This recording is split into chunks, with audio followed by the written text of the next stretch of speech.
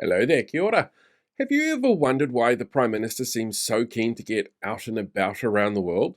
I suspect it's partly because he's fighting off the impacts of how much damage the coalition and their supporters have done to the international reputation of the country.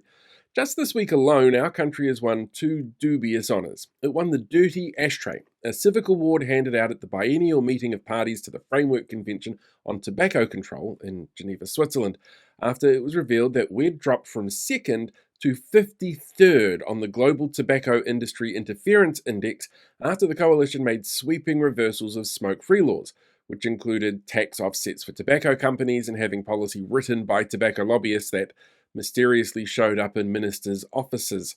In fact, the citation for the award specifically calls out the government, claiming their plan a step towards stamping out smoking while undoing years of world-leading work on the area. Then from Brazil, the country was awarded the Fossil of the Day award. Again, this time for its changes to downplay methane output from farming and changes that mean that we might no longer meet our international agreements on targets to reach to help reduce emissions.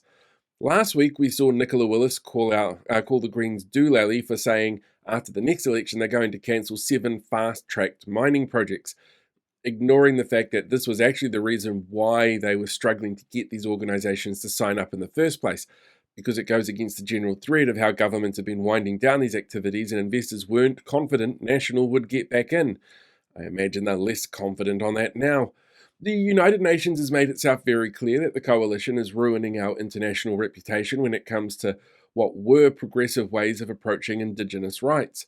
International infrastructure business concerns were there when massive projects like the new ferries could end up being cancelled by text message on a whim, and concerns were raised by international intelligence communities when the government announced it had signed a new deal with a Chinese state military shipbuilder to replace the ferries that it cancelled. This week, our closest neighbours started running stories pointing out that the influx of Kiwis that they were getting stems from bad decisions made by the coalition. And last month, our relationship with the Cook Islands was seen to be deteriorating really fast. And the only world leader who's given our Prime Minister any kind of direct praise is a man mentioned in 1,600 different Epstein emails. Even the call to not recognise Palestinian statehood made us an outlier with a large chunk of the international community and made it look like we propped up regimes systemically breaking international law and committing atrocities. Hell, even The Simpsons this week made fun of the fact that we've created a place where tech billionaires feel they can buy bunkers to escape the end of the world.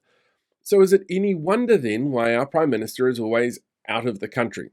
He's on a charm offensive overseas, which is really hard for someone voters find utterly without charm.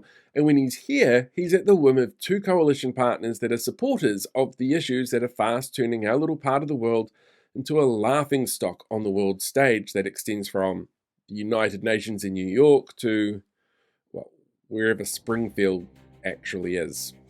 Hey, thanks for sticking around till the end of the video. While you're here, why not hit that like button or share the video or even subscribe to the channel.